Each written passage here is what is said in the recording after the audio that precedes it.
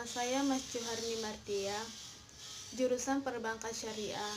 Dalam video ini menjelaskan dan menjawab soal-soal ujian tengah semester dengan mata kuliah Desain Produk, dosen pengampu Bapak Rizal Pahleti LC MSI. Adapun soal-soalnya sebagai berikut.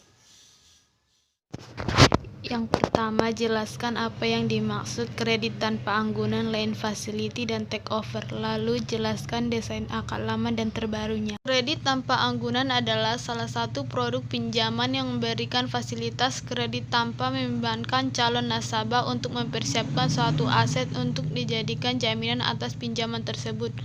Produk KTA sendiri dalam bank syariah tidak diberikan kepada semua nasabah dan hanya diberikan kepada mereka yang memenuhi kriteria saja. Ada dua kriteria nasabah yang diberikan atau ditawarkan KTA. Yang pertama, nasabah merupakan karyawan bank yang menyediakan KTA atau perusahaan di tempat bekerja memiliki kerjasama dengan bank tersebut, atau BSM pembiayaan menggunakan akad wadiah wal murabahah dan wakalah wal ijarah. Yang kedua, mempunyai riwayat penggunaan kartu kredit atau BNI Syariah, kartu biasa nakad, menggunakan akad kafal, qard, dan ijarah.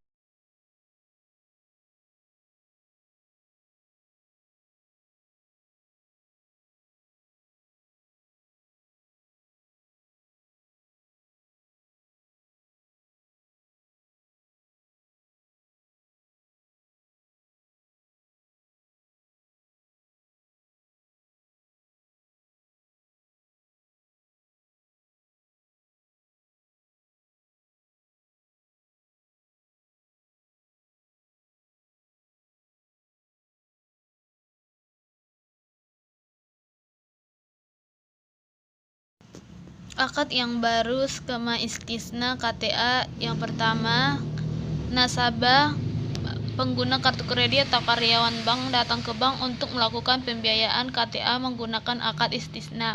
Nasabah tersebut ingin membangun rumah di tanah miliknya dengan spesifikasi yang diinginkan. Kesepakatan antara nasabah dengan bank adalah bank mengambil keuntungan di dalamnya dengan margin untuk bank dan nasabah dapat mencicilnya setiap bulan selama 10 tahun. Yang kedua, bank mencarikan kontraktor. Yang ketiga, kontraktor mendesain sesuai keinginan nasabah. Yang keempat, bank membayar total pembangunan kepada kontraktor. Yang kelima, nasabah membayar cicilan rumah setiap bulan selama 10 tahun ke bank syariah. Line facility adalah bentuk fasilitas plafon pembiayaan bergulir bank syariah dalam jangka waktu tertentu yang dijalankan berdasarkan prinsip syariah. Dapat dimaksudkan juga bahwa line facility adalah fasilitas yang diberikan oleh bank yang memiliki plafon. Plafon adalah pagu kredit atau limit kredit yang diberikan oleh bank dalam transaksi pembiayaan. Berdasarkan Fatwa Dewan Syariah Nasional, yang pertama, line facility adalah suatu bentuk fasilitas plafon pembiayaan bergulir dalam jangka waktu tertentu yang dijalankan berdasarkan prinsip syariah. Yang kedua, wajh adalah kesepakatan atau janji dari satu pihak atau lembaga keuangan syariah kepada pihak lain atau nasabah untuk melaksanakan suatu yang dituangkan ke dalam suatu dokumen Memorandum of Understanding. Yang ketiga, akad adalah transaksi atau perjanjian syar'i yang menimbulkan hak dan kewajiban serta merupakan bagian yang tak terpisahkan dari line facility.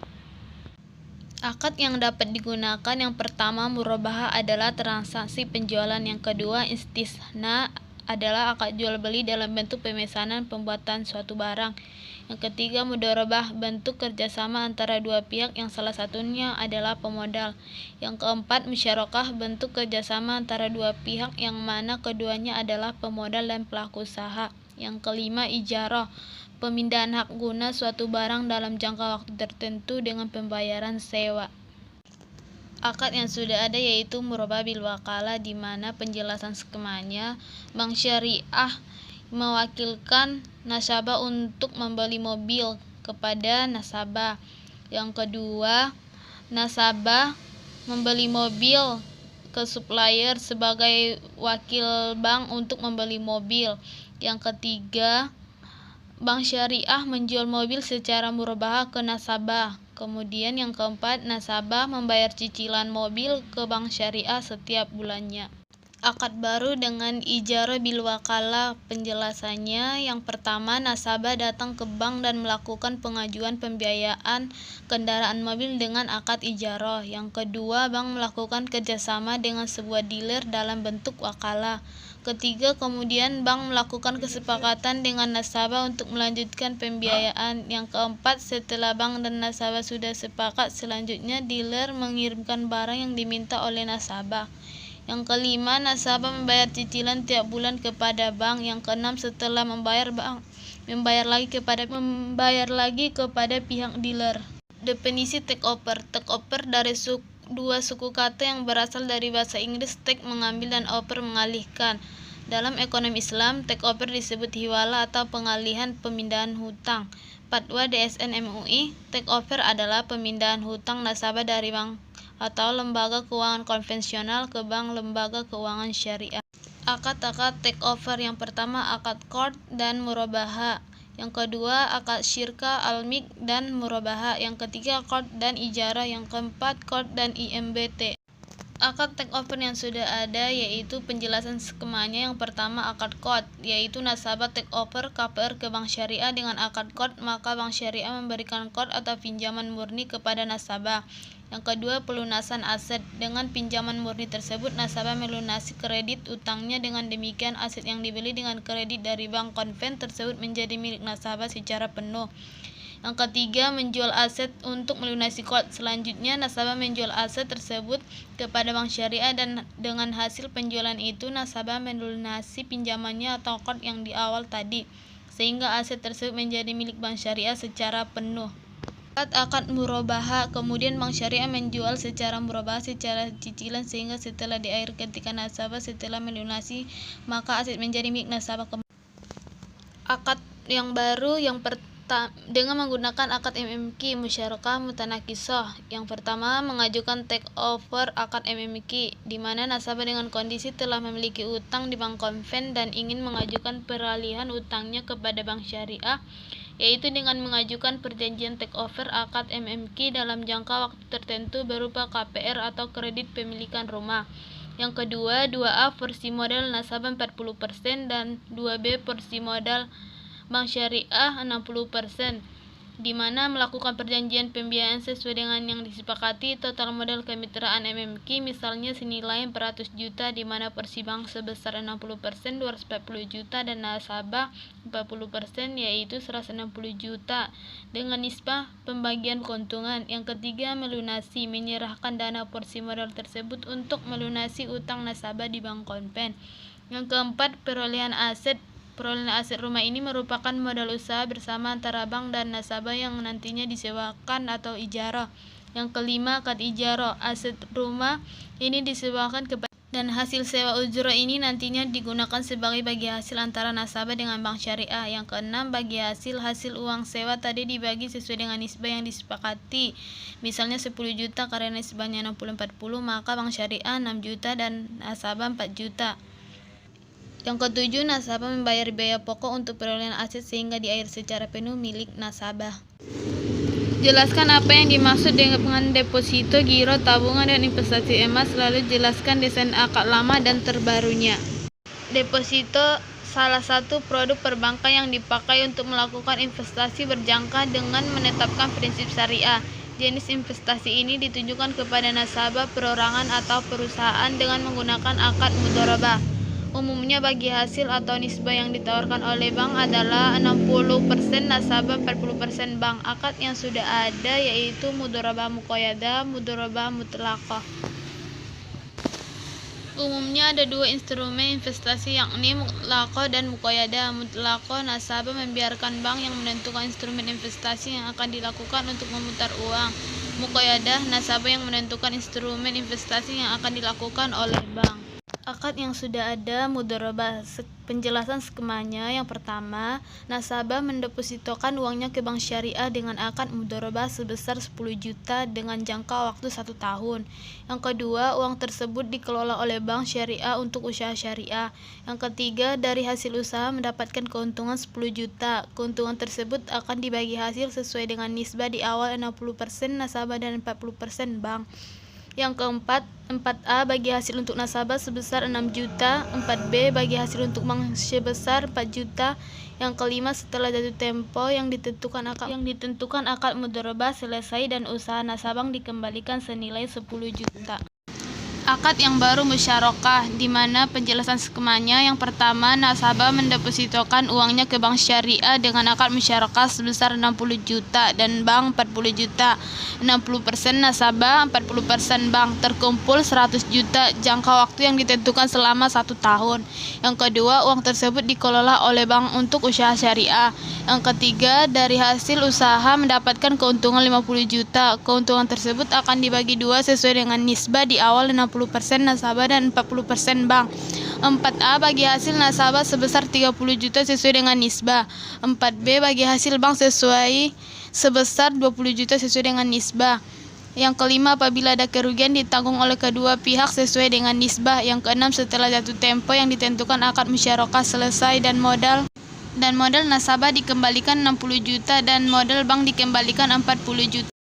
Produk giro yaitu simpanan yang penarikannya dapat dilakukan setiap saat dengan menggunakan cek, biliet giro, sarana perintah bayar lainnya atau dengan pemindah bukuan. Dewan Syariah Nasional telah mengeluarkan fatwa tentang giro bahwa giro yang dibenarkan secara syariah adalah giro yang dijalankan berdasarkan prinsip wadiah atau titipan dan mudharabah atau bagi hasil.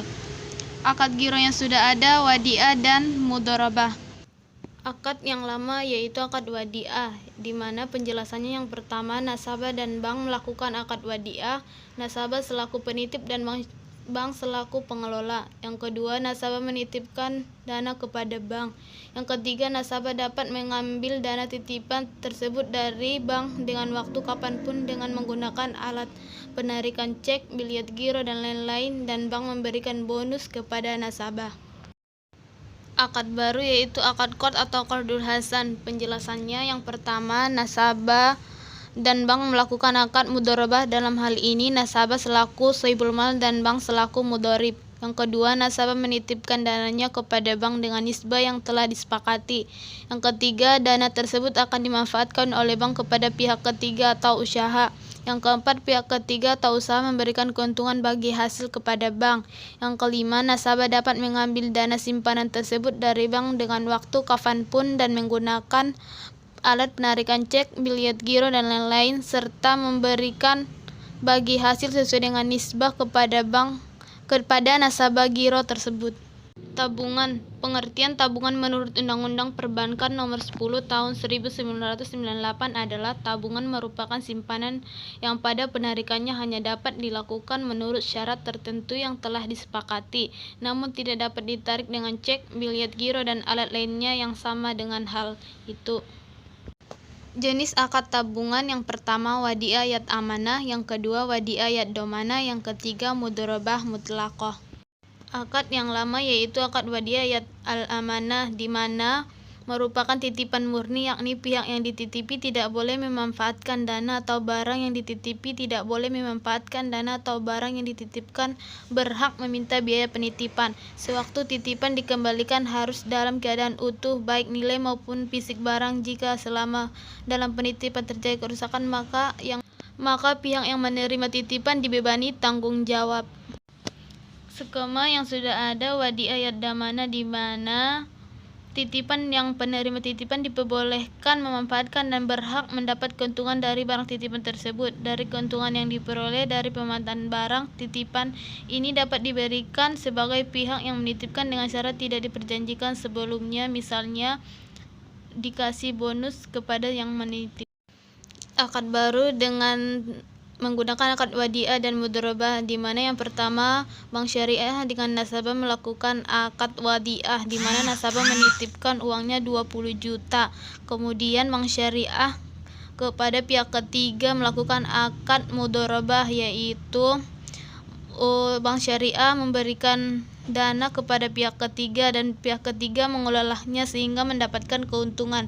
Keuntungannya 10 juta dalam 1 tahun, sehingga dibagi sesuai dengan kesepakatan 60% untuk pihak ketiga dan 40% untuk bank syariah, di mana 6 juta untuk bank syariah dan 4 juta untuk pihak ketiga. Kemudian bank syariah yang kelima memberikan bonus ke nasabah atas hasil dari usaha yang dikelola oleh pihak ketiga. Investasi emas adalah suatu kegiatan investasi yang menggunakan logam mulia yaitu emas. Emas selain menjadi simbol kekayaan juga dikenal sebagai sebuah alat untuk melindungi nilai kekayaan. Dasar hukum dari investasi emas syariah adalah Undang-Undang Nomor 21 Tahun 2008 tentang Perbankan Syariah dan Fatwa DSN MUI tentang jual beli emas secara tidak tunai. Akad yang sudah ada yaitu akad murabahah, di mana penjelasan skemanya. Yang pertama, bank syariah dengan nasabah melakukan negosiasi untuk investasi emas. Yang kedua, nasabah melakukan transaksi akad murabahah dengan bank syariah. Kemudian bank syariah membeli emas secara tunai ke pihak ketiga atau penjual PT Hantam. Yang keempat, penjual PT Hantam menyerahkan barang, sertifikat atau dokumen ke nasabah. Kemudian nasabah membayar secara menyicil.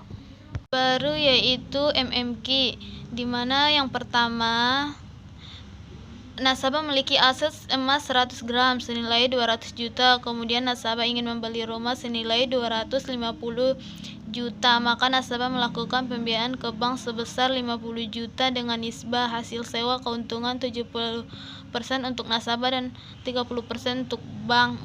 Kemudian nasabah dan bank melakukan kontrak akad MMQ. Yang kedua, membeli. Setelah itu bank dan nasabah membeli rumah seharga 250 juta. Kemudian ketiga, menyewa. Nasabah menyewa rumah tersebut, maka nasabah juga membayar sewa yang mana hasil sewa tersebut merupakan keuntungan bagi bank dan nasabah. Sewa per bulan dikenakan 500.000. Yang keempat, nisbah atau keuntungan. Keuntungan bank sebesar 150.000 per bulan dan keuntungan nasabah 350.000 per bulan. Yang kelima, cicilan dan pindah kepemilikan. Nasabah membayar cicilan sebesar 2.084.000 per bulan ke bank syariah.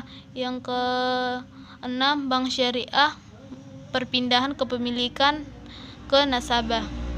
Yang ketiga, jelaskan apa yang dimaksud jual beli emas, pembiayaan dan transfer. Lalu jelaskan desain akad lama dan jual beli emas. Jual beli emas adalah persetujuan saling mengikat antara penjual, yakni pihak yang menyerahkan atau menjual barang seperti emas, dan pembeli atau sebagai pihak yang membayar atau membeli barang yang dijual.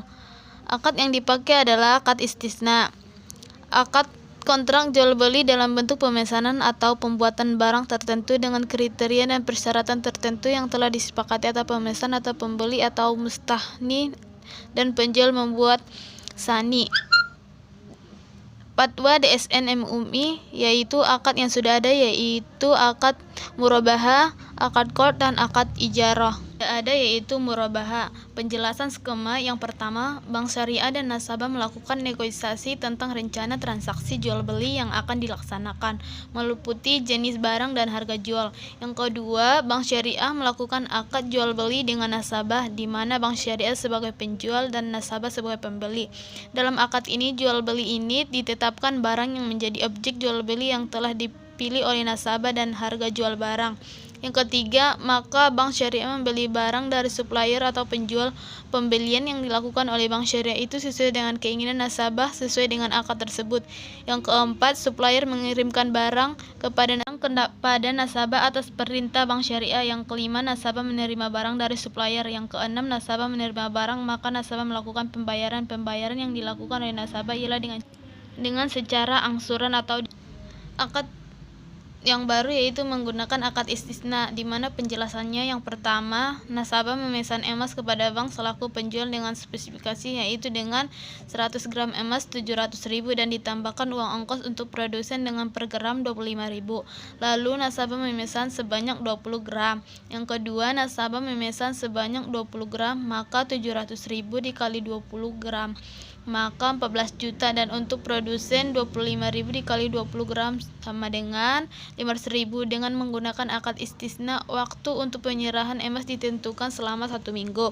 Yang ketiga, pembayaran di muka secara keseluruhan oleh nasabah yaitu 14 juta ditambah 500.000 yaitu 14.500.000. Yang keempat, bank segera memesan emas kepada produsen terlebih yang diinginkan oleh pemesan. Yang kelima, emas sudah selesai dibuat dengan waktu yang telah disepakati oleh kedua pihak antara bank dan nasabah.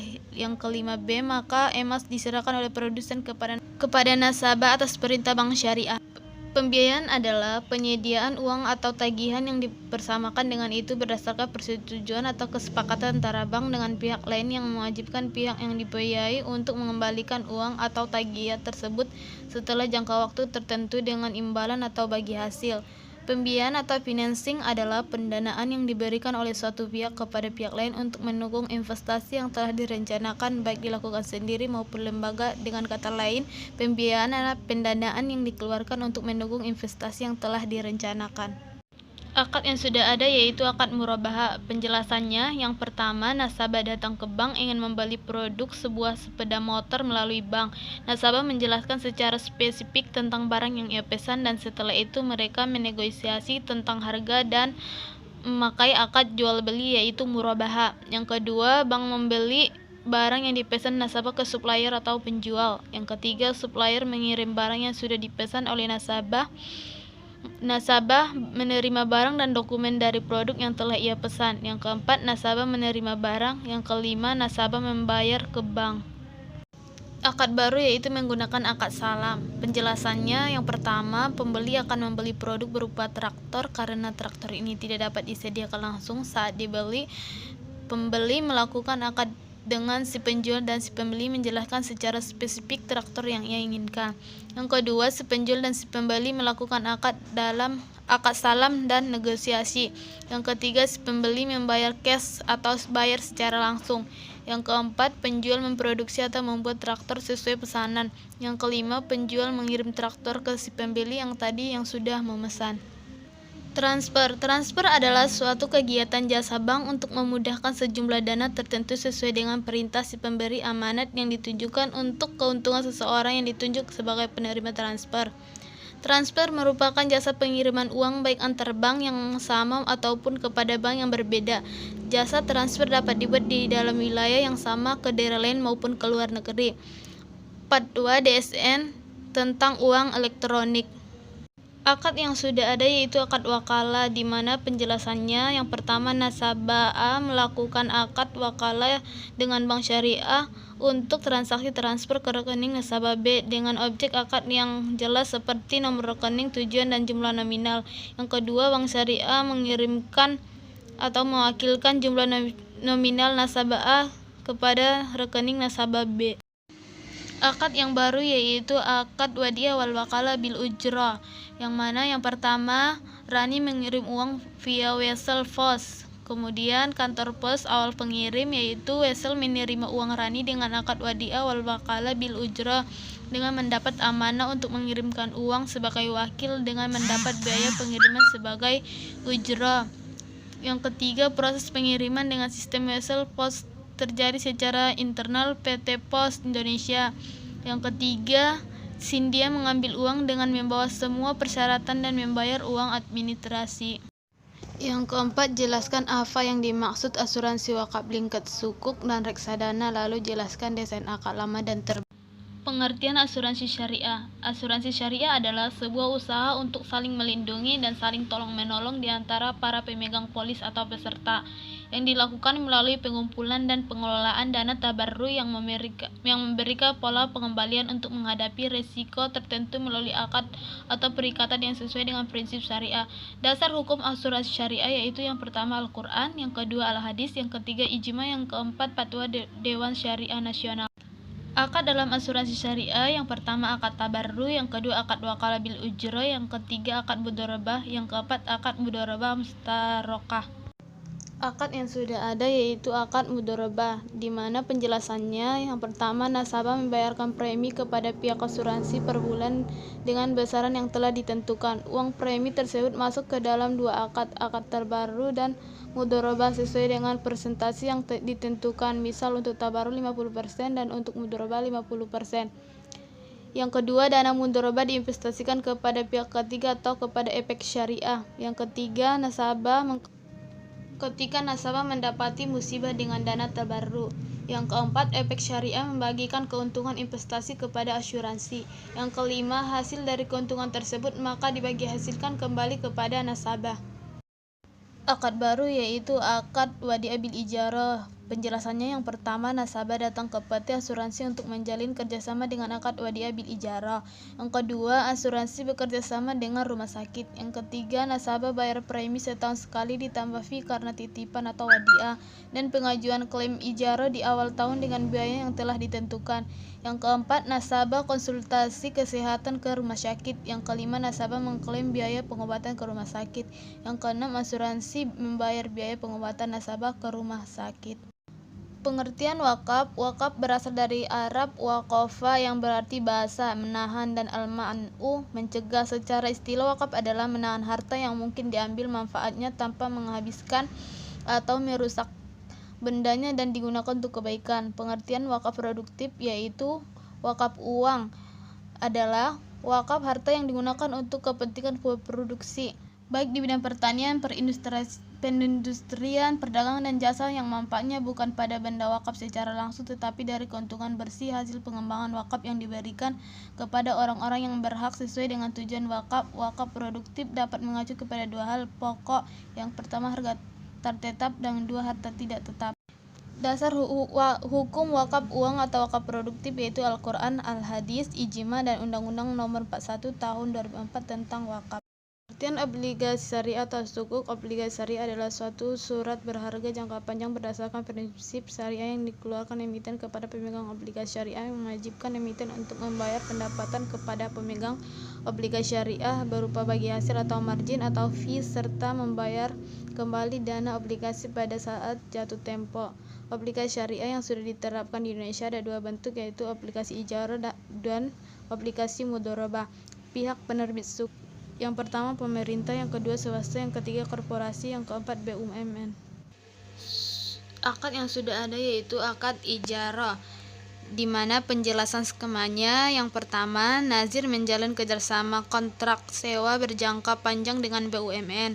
Yang kedua, BUMN sebagai penerbit sukuk melakukan penerbitan sukuk kepada investor dengan akad ijarah. Yang ketiga, investor menanamkan modalnya kepada BUMN atas produk sukuk. Yang keempat, BUMN mencari kontraktor untuk membangun gedung perkantoran yang akhirnya gedung itu menjadi aset wakaf. Yang kelima, kontraktor menyelesaikan proyeknya. Yang keenam, gedung itu pun disewakan kepada pihak ketiga dan penyewa pun membayar sewa gedung perkantoran tersebut. Yang ketujuh, uang pendapatan hasil sewa gedung oleh pihak ketiga maka akan menjadi pendapatan BUMN. Yang kedelapan, BUMN membayar cicilan sukuk kepada investor ditambah uang hasil ijarah atau sewa gedung. Yang kesembilan, setelah di akhir periode maka gedung itu menjadi hak milik BUMN sepenuhnya, maka uang pendapatan hasil sewa gedung diserahkan kepada nazir atas aset wakaf produktif. Akad baru dengan akad murabaha. Penjelasannya yang pertama, kontrak sewa berjangka panjang antara nazir yang direkomendasikan oleh Badan Wakaf Indonesia dan penerbit sukuk yaitu BUMN. Yang kedua, BUMN menerbitkan sukuk di pasar keuangan syariah atau investor dikoordinasi dengan Kementerian Keuangan. Yang ketiga, investor menanamkan dana dengan membeli sukuk terhadap menggunakan akad murabaha. 4. Proyek dibangun dan diselesaikan oleh kontraktor. Yang kelima, setelah gedung perkantoran jadi, maka gedung pun disewakan oleh pihak ketiga.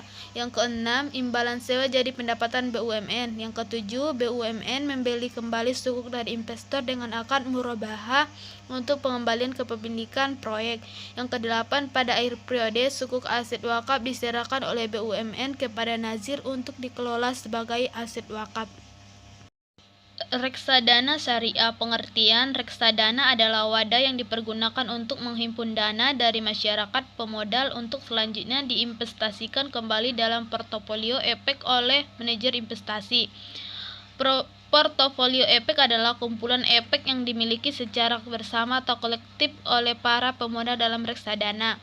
Manajer investasi adalah pihak yang kegiatan usahanya mengelola portofolio efek untuk para nasabah atau mengelola portofolio investasi kolektif untuk sekelompok nasabah. Fatwa DSN MUI yaitu yang pertama, Undang-Undang RI Nomor 8 Tahun 1995 tentang pasar modal. Yang kedua, Fatwa Nomor 20 DSN MUI 9/2001 tentang pedoman pelaksanaan investasi untuk reksadana syariah. Jenis-jenis reksadana yang pertama reksadana pasar uang, yang kedua reksadana pendapatan tetap, yang ketiga reksadana campuran, yang keempat reksadana saham. Penjelasan akad yang sudah ada yaitu wakalah dan mudharabah, di mana yang pertama investor memberikan mandat kepada manajer investasi untuk melakukan investasi bagi kepentingan investor sesuai dengan prospektus.